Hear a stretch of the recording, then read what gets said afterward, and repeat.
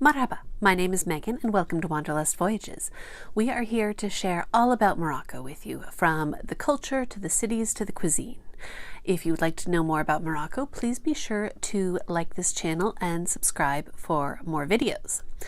Today I'm going to talk to you about one of the big things we get questions about from travelers is shopping. So a lot of our travelers actually really want to do a lot of shopping in Morocco. They will even bring an extra empty suitcase to allow them to do so. And that is because Morocco has so many incredible handmade items that people want to bring home and gift to people and have these incredible souvenirs from their trip. What I would like to talk to you today about is the best places to do that shopping. Where's the best place to buy a Berber rug? Where's the best place to buy pottery? Where's the best place to buy Moroccan leather? So there are, of course, many places where you can buy everything all over Morocco. You'll find a lot of the same things in many different cities. However, there are certain items that are going to be best to purchase in certain cities, and that's going to be because that's where they're made, or that's where you can find them the cheapest or the highest quality, or maybe just it's where you're not going to face as much overcharging as other locations. So if anyone who has been to Morocco or a place like that, you will know that unless you are in a grocery store, there's no set prices. You are supposed to bargain. You ask them how much, they give you a price, you say, no, this much, and you give them a very low number. They'll say, couldn't possibly, not even, and they'll give you a higher number, and you go back and forth. And typically, if you are interested in more than one thing, you'll ask them, how much is this? How much is this? They'll say, no, it's this much for both. So they will not give you a per item price. And you'll say, okay, well, I don't want this one. Just how much is this? And they'll say, well, no. Let me give you a price for both. They don't want to individually price things. So find whatever you like. And the more things you're buying, the better of a deal you're going to get from them. So when you're shopping, your goal is to get to a price that is around a third to half of what they originally quoted you. Using the walk-away technique often works. If you are truly asking for something too low, then they'll let you go. But if it is something that is acceptable, they'll say, okay, come back. And it's funny, one time I was wanting to buy some little pearls. It was like a little string of pearls for like beads for jewelry making. And he was like, oh no, I'm losing money. But he sold it to me for the price I was asking. So he was not losing money. They are not going to lose money. They will use that as a line. They will try to make you feel bad for bargaining. It's all part of the game. So with that said, let's talk about where you're going to find the best bargain and highest quality of different items. One of the most popular is, of course, rugs. A lot of people want to buy a Moroccan rug, and there are going to be some differences in design, whether it is something that is made in Fez or down in the Sahara region or in Marrakesh. There are certain regional differences. However, you are going to find a lot of the same designs offered in shops in Fez, in Marrakesh, in the Sahara. And so one of the things to think about is where you're going to find the best deal on that. For the most part, that's actually going to be down in the Sahara region, in Merzouga, Boumelin, even as far as Ouarzazate. because that is where they're being made. And the fewer dealers it's going through, the fewer markups there's going to be. So these rugs are all handmade. They may be woven, they may be knotted, and they're absolutely beautiful. One of the things is that there's not necessarily set rates for rugs, because there's a lot of factors that go into it that are not apparent to us as consumers. Who made it, how long it took them, the supplies, the complexity. Something that may seem very simple to us might actually be very complex, or something that looks very complex, there's actually a very simple way to do it. So ultimately with rugs, it's going to depend on what do you agree is a fair price.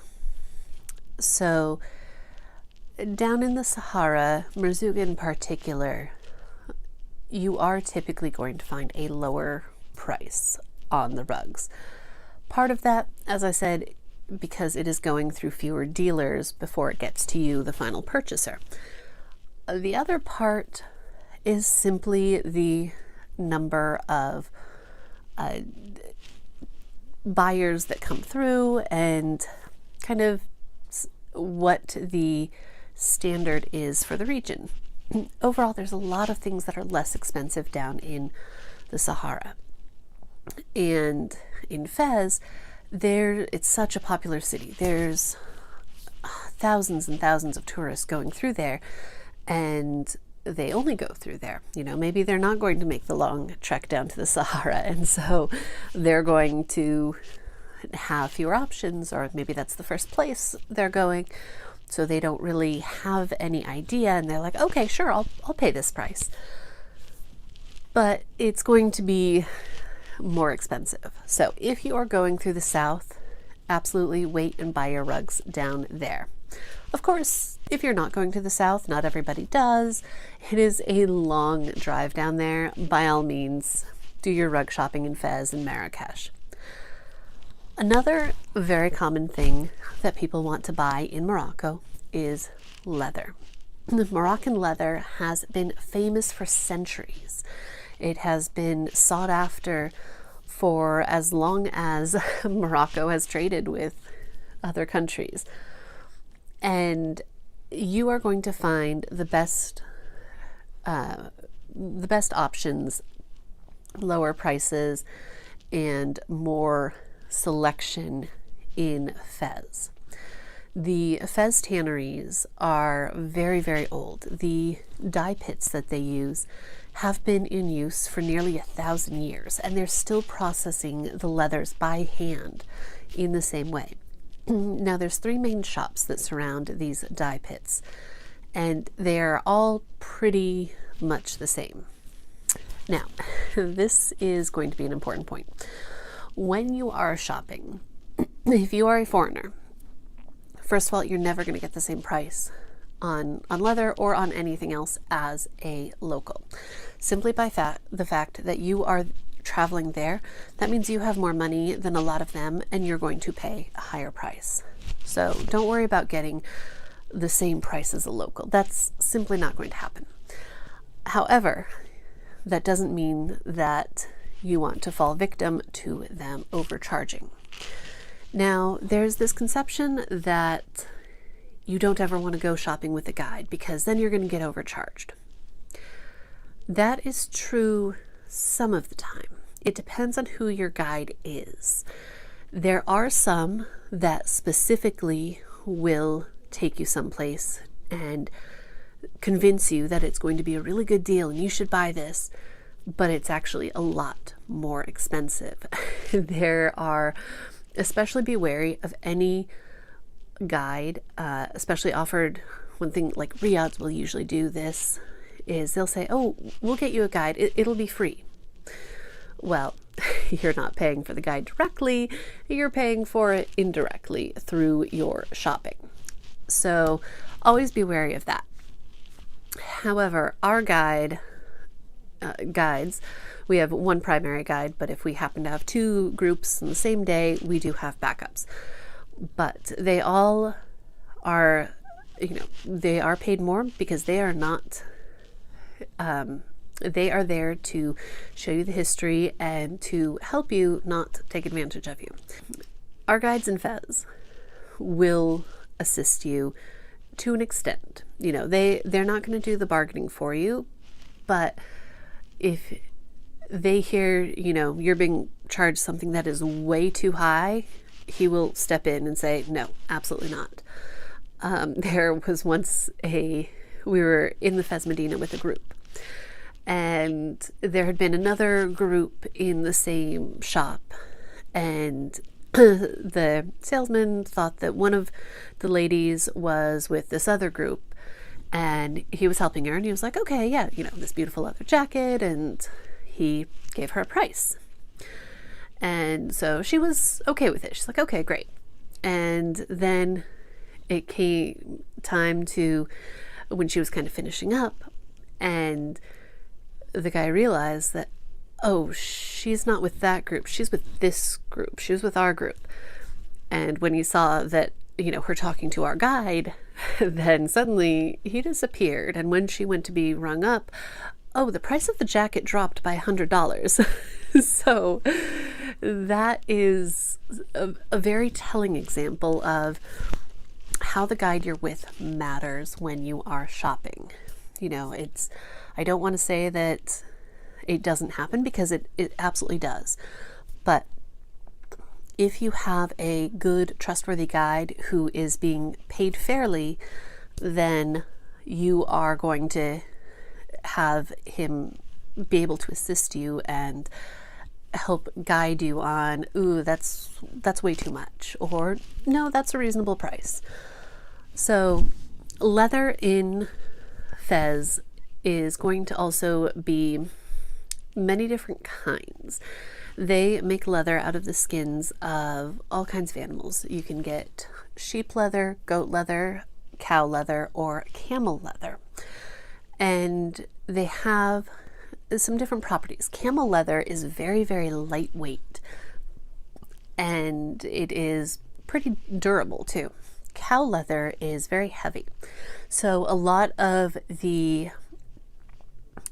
jackets or bags are going to be made out of camel leather or sheep leather, because the cow is just too heavy.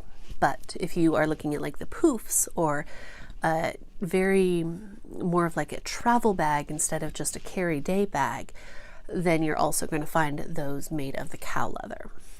So they process all of them there. You will be able to talk to them about, you know, what's the type of leather, which one's going to be best for what I'm looking for. And they have so many different colors. They dye them, you know, bright yellows with saffron. They dye them deep blues or reds. And with the jackets, because they are all locally made, it's not like they're, you know, shipping them off to Casablanca and getting them all mass produced. They can all be modified. So if you are staying in Fez for a day or two, then you can have something custom tailored to you as well, which is fantastic. Of course, not everybody goes to Fez. Marrakesh also has a tannery there as well, so that would be, I would say, the second place to shop for leather. You'll notice as I go on, Marrakesh has everything. That's one of the reasons we structure our tours the direction that we do, so that you end up in Marrakesh. So if there's something you didn't find along the way, you can find everything in Marrakesh. But shopping in Marrakesh can be a little bit more trying than it is in other places. They are a bit more aggressive in Marrakesh. Prices are likely going to be a little bit higher in Marrakesh, depending on where you are. But because there's so many more options, your chances of choosing a place that is going to overcharge you, you have a little bit better odds. So definitely, if you are looking for something that you don't find anywhere else, absolutely, you'll get it there. So what else do people want to buy? Spices. Spices are a huge thing that people want to get from Morocco. And depending on what specific type you are looking for. So we personally buy all of our spices down in Risani. The Risani market is much more geared towards locals, and we are familiar with what spices we're trying to get, and so we can get a kilo of cinnamon for far less than we're going to get it in a nice neat package somewhere else. However, you're going to get it in just a plastic bag. There's no information on it. You see the mountains of spices, they just grab a bag and they scoop it in, and that's what you get. So if you are wanting large quantities of spices, absolutely that's where you want to do it. This smells so good. So cinnamon is one big thing because it is a little bit different there. It's a little bit more of a savory cinnamon as opposed to a sweet cinnamon. Cumin is also different there, as is pepper.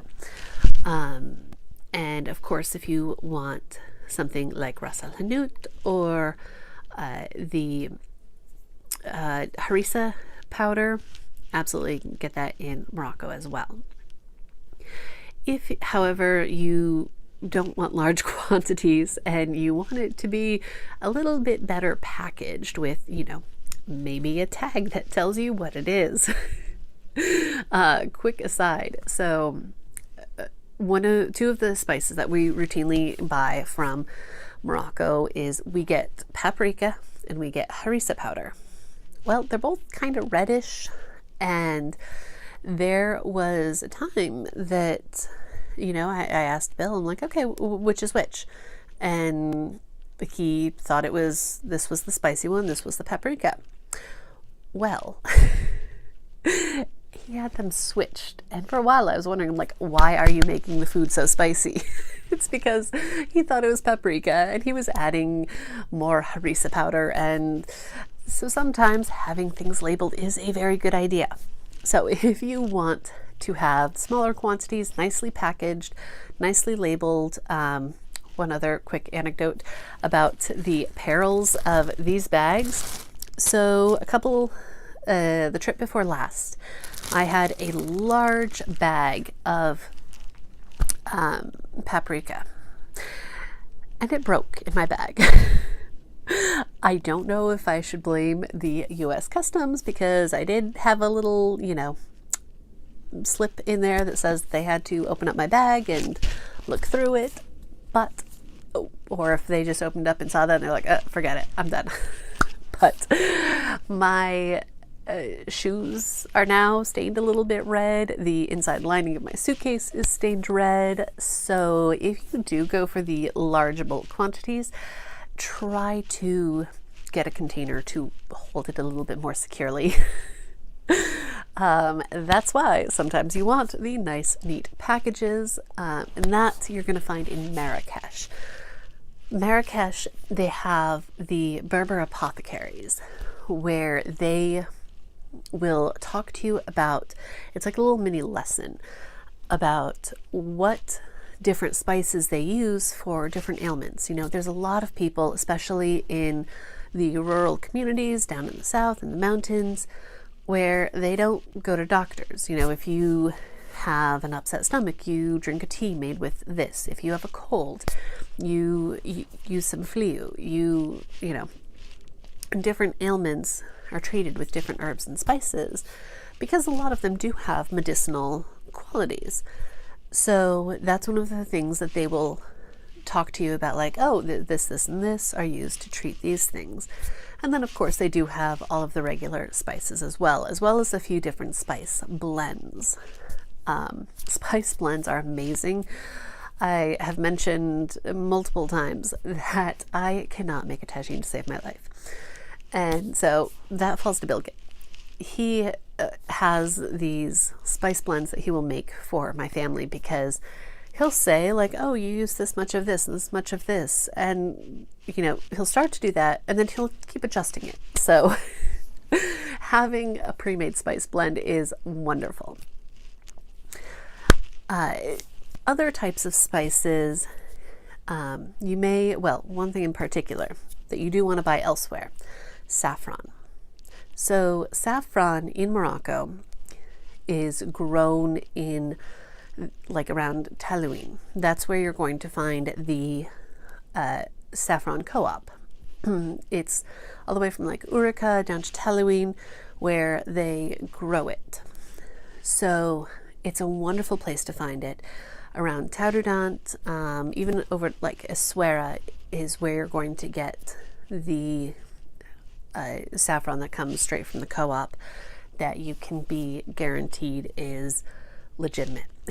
A lot of people in Morocco will use a fake saffron because it is rather expensive. However, it is a lot cheaper there than buying it here. We got little jars that are I don't even know how much it would be, but you know, if you ever buy like a little jar of saffron, you know the size I'm talking about. And we bought it for 50 dirhams, and so we ended up buying 8 of them. And it was something that, you know, we were meeting a friend. We were in Taroudant, and he got there right after we'd bought them, and he's like, let me see, because sometimes, you know, people sell kind of fake saffron. And so he opened one of them up and sniffed it, took a look, and he's like, okay, yes, this is the real stuff. So do be aware of that. Other edible things that you may want to buy in Morocco: dates. So of course you're not supposed to bring dates back. They are considered produce, which is a no-no. However, if you want to enjoy them while you are there, there are so many varieties, and the best place to get them is down in Rissani. All throughout there, from there to Ouarzazate, is where they grow them. However, the Rissani market is where we traditionally get them. And so October is when the date harvesting season is. So October, November, December, you're going to find so many options. And if you are going to some place like in the Rissani market, they will have, you can sample the different ones, and they'll actually put together a little sampler box for you.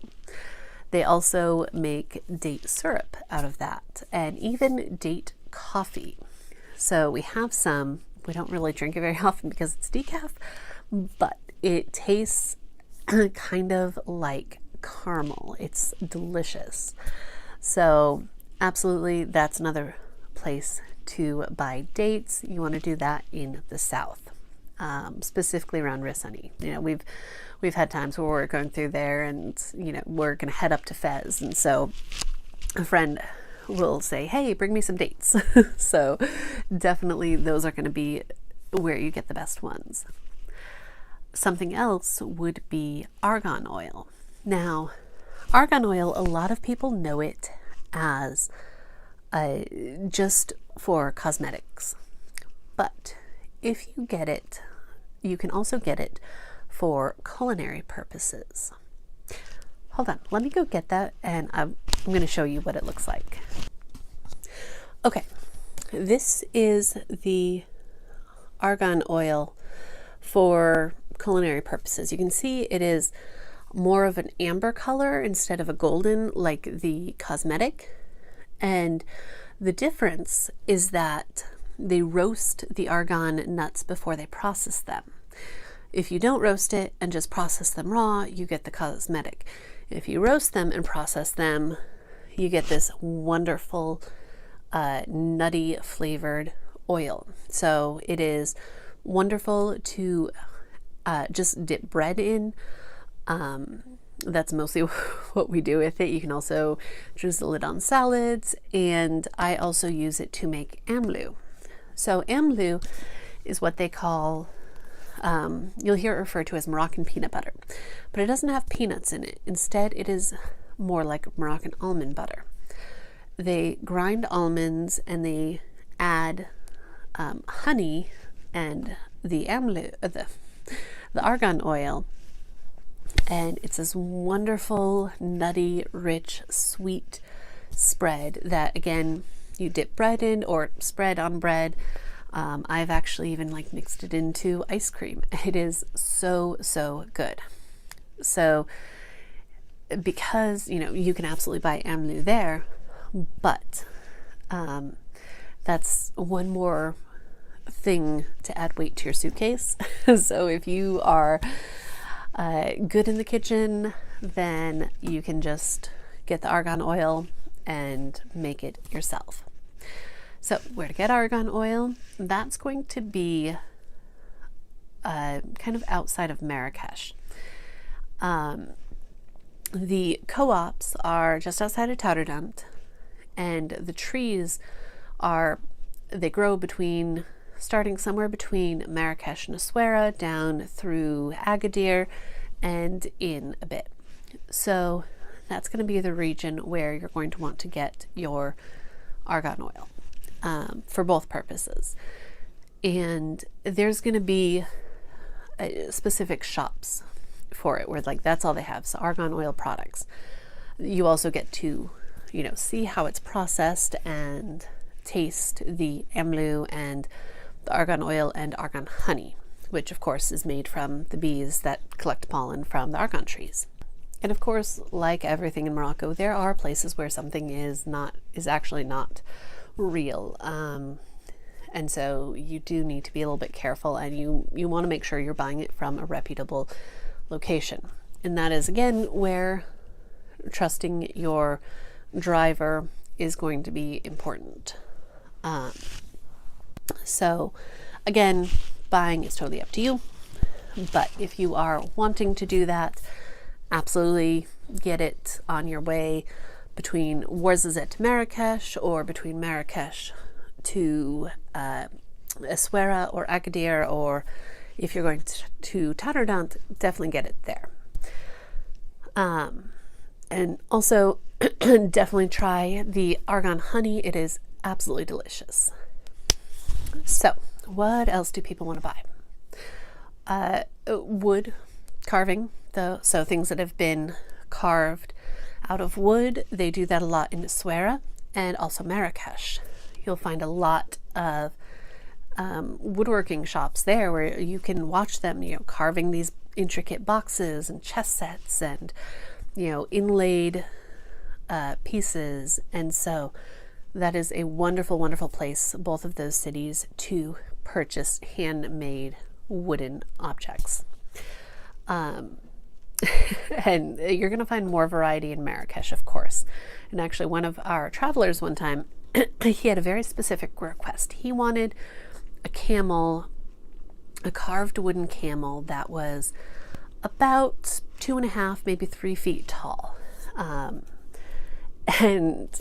again, this is where having a good guide comes in handy. Our guide, you know, I think it was all of maybe 30 seconds that he thought about. He's like, I know exactly where to take you. He took him there, found exactly what he was looking for, good price, he was happy.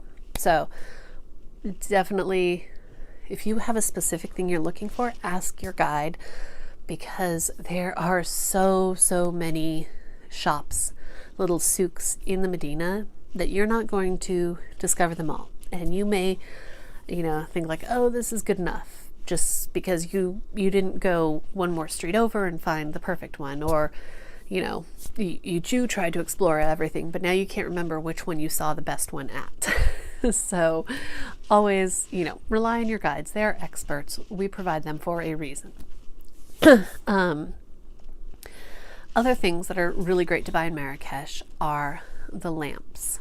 So you'll see some places in Morocco these beautiful metal lamps, either hanging from the ceiling or decorative ones sitting on tables, where it's got this kind of scroll work carved out of it, and so it sends out this shadowed pattern of light. Marrakesh is going to be the best place to purchase those.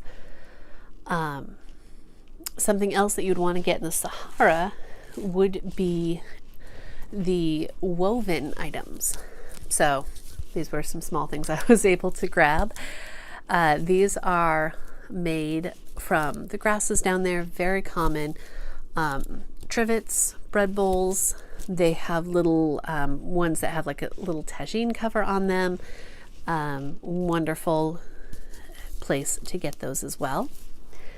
Other things that you want to get in Fez, pottery. Now you will see pottery all over Morocco. It is on, all kinds of like roadside stands. It's going to be in every Medina. However, the Fez pottery is special. It is made of a different white clay, whereas what's made in the rest of Morocco is red. And this different clay has a few different properties that makes it a better idea. It has, one, it is lighter. If you've ever carried pottery, you know how heavy it can be. Of course, if you're buying a lot of things, you can have it shipped anyway. But if you are just wanting to pick up, maybe a cup, maybe a little mini tagine or something like that, the pottery co-ops in Fez is where I would recommend to get that. Not only do you know that it is all handmade, because part of the visit to the co-op is, you see how they hand make it. They're sitting there, spinning the plates, or, painting the mugs or whatever. But having them lightweight is very nice, not only for getting it back, but also for use. Nobody wants a really heavy mug. Also, they are a little bit more durable. It doesn't chip as easily. And it's also microwave safe. So you really shouldn't put a lot of the other ones in the microwave, say to like heat up a cup of coffee, because you don't really know what sort of paint was used on it, if it's going to be safe, or the pottery itself. But the stuff in Fez absolutely is. In Fez, you also, if you want to get embroidery, so this is a very common style of embroidery that you will see a lot in the riads. A lot of the table linens, sometimes even bed linens, will have this beautiful hand embroidery, and that's really just something that you're going to find in Fez. In terms of scarves, everybody wants a scarf in Morocco. There are a few different kinds. If you want one that's handmade, definitely get that from Fez.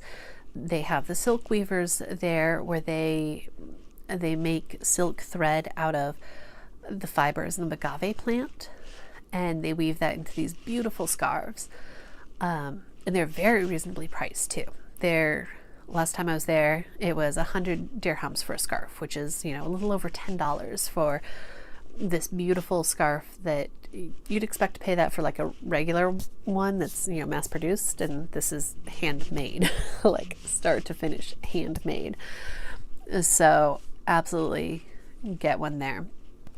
If you want more of the type to, the longer, lighter weight ones that they wear down the Sahara, then of course you're going to want to get those down there.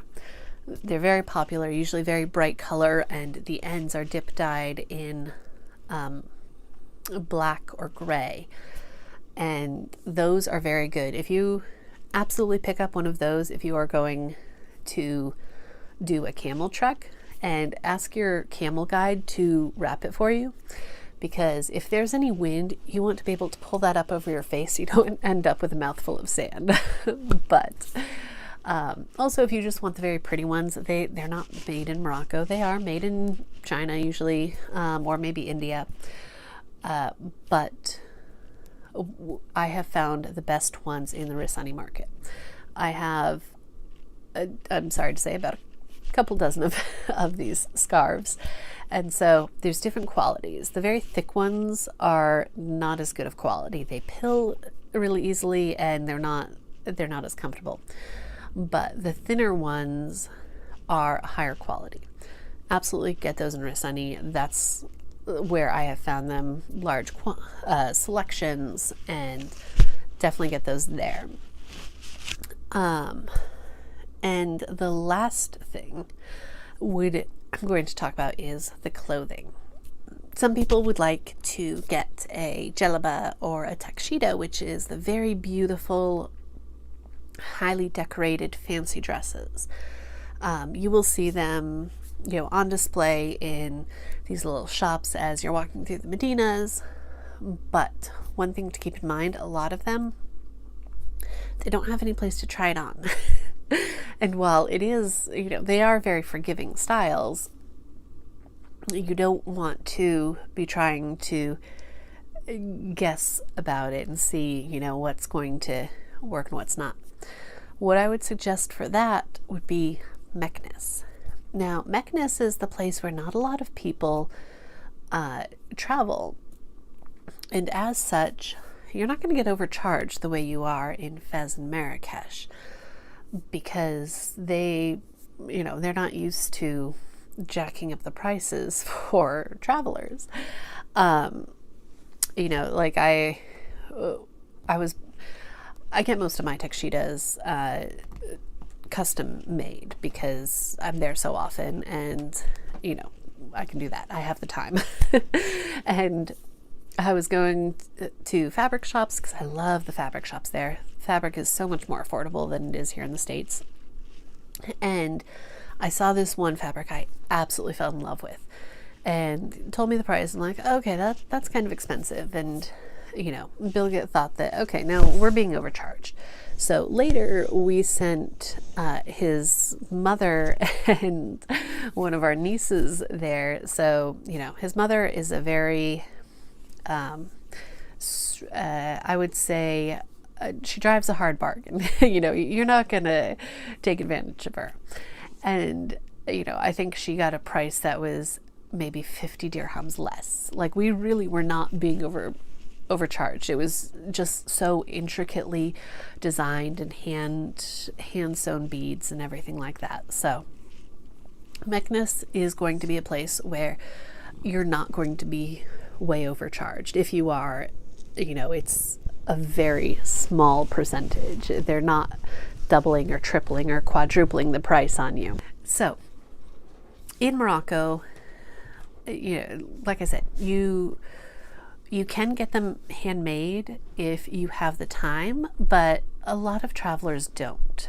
So Meknes is where you can find shops that have many different styles and sizes and variety. And there's one that we just discovered where they also have a place where you can try it on. So let me show you the one I had gotten from there. So you can see it has all of this, sewn on. It's on the back as well. It is all the way down the front. It is very long. It is a lot of fabric. And I know from the amount of the fabric shopping I've done there, what we paid for this, that would have been the cost of the fabric, let alone this trim, which when you're getting custom made, the tailor will also order custom trim to decorate it. And it is, such a beautiful, beautiful dress. So if you would like that, absolutely. If you have time to go to Meknes, that is where you should go to get these beautiful tuxedos. And they also have, of course, the more standard djellabas or kaftans. So I think that covers most everything that people are really looking for when they are shopping. Oh, jewelry. That's one thing I forgot. Silver jewelry, you'll want to get in Essaouira. So Marrakesh, of course, has a lot of it. Marrakesh has everything, but Essaouira is kind of the best place to get silver jewelry. A lot of it is handmade. And again, whenever you're buying jewelry, do be careful. Ask for recommendations of reputable shops, because there's a lot of people who will swear these stones are genuine, swear it is pure silver or gold or whatever, and then you find out no, it's not. So always be careful, ask for recommendations. All right, now I think that is it. If you have any other questions of where to buy something, please let me know in the comments, and hopefully that will help you if you are going to Morocco and would like to do some shopping. So come join us next time, and we will, I think the next few videos might be Moroccan cooking. We are coming up on Ramadan, and because there are a lot of things to make, I'm going to start making some of the things that freeze really well, like the shebeki and the briwat, and a little bit later the mismin. And so be on the lookout for those videos. So thank you for joining us, and have a wonderful day. Hopefully we will see you in Morocco soon.